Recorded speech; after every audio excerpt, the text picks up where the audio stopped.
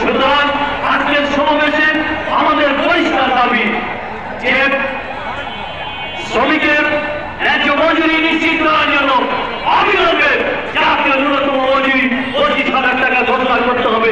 গ্রাম শহরে সকল গরিব মানুষের জন্য রেশনিং ব্যবস্থা চালু করতে হবে। অবাধ অধিকার নিশ্চিত করতে হবে।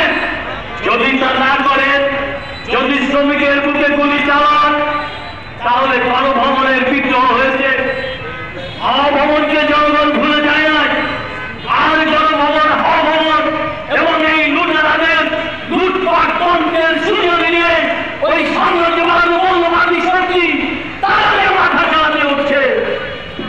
তার ফলে বিপ্লবের আওয়াজ সারা বাংলাদেশে আছে। সারা বাংলাদেশে আমরা বিপ্লবের কথা শুনি। এখন আমাদের বাংলাদেশের সামনে প্রশ্ন, কি বিপ্লব হবে?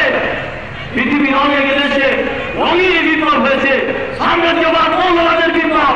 সেই বিপ্লব এই ব্রিটিশ তাড়ানোর দেশে, মুক্তিযুদ্ধের বাংলাদেশে, 24-এর গণঅভ্যুত্থানের বাংলাদেশে আমরা হতে দেব না।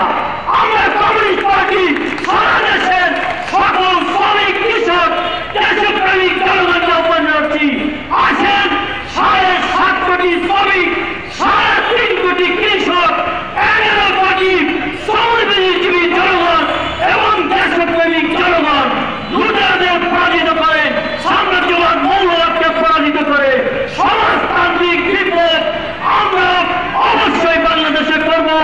কৃষক শ্রমিকের লাল পতাকা নিয়ে আমরা ক্ষমতা দখল করব।